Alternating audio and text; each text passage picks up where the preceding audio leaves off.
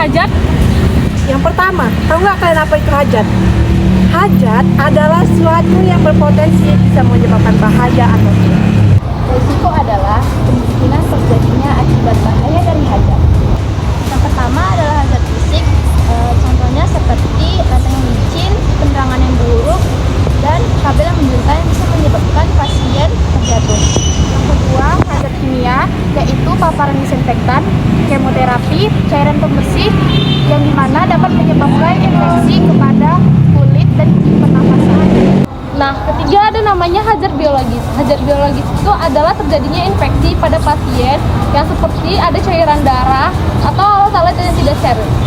Nah, yang keempat ada yang namanya hajat ergonomis. Hajat ergonomis ini sering dialami perawat dan dalam pasien tanpa alat berdiri. Dan juga pada saat mereka bekerja terlalu lama tanpa posisi yang nyaman. Kelima yaitu hazard psikososial, yaitu misalnya tekanan kerja tinggi, konflik antar tim, dan misalnya tekanan dari pasien. Risiko asuhan keperawatan. Dari hazard tadi, muncullah risiko asuhan keperawatan. Nah, contohnya risiko jatuh pada pasien lanjut usia, risiko salah pemberian obat, dan risiko infeksi luka operasi. Jangan lupa juga ada risiko terhadap perawat, seperti yang pertama ada risiko tertusuk jarum bekas, kemudian yang kedua ada risiko kelelahan akibat beban kerja, kemudian yang ketiga risiko cedera otot karena mengangkat pasien tanpa teknik yang benar. Selanjutnya contoh kasus, seorang pasien lansia baru bangun dari tempat tidur tanpa bantuan, tapi sayangnya lantai dalam keadaan licin karena akibat dari nyopet. Lalu Pasien terpeleset dan jatuh. Setelah ditelusuri, ternyata tidak ada penanda di lantai yang licin dan tidak ada pagar di tempat tidur pasien. Ini termasuk dari kombinasi hajat dan risiko jatuh. Jadi teman-teman, resiko pasien dapat jatuh itu diakibatkan perawat yang lupa memasangkan pagar di samping bed dan keadaan lingkungan yang tidak memungkinkan. Bagaimana sih cara mencegah hajat dan resikonya? Langkah pertama, identifikasi hajat secara rutin. Gunakan APD sesuai prosedur. Jangan menyepelekan masker, sarung tangan, pelindung muka saat menangani pasien.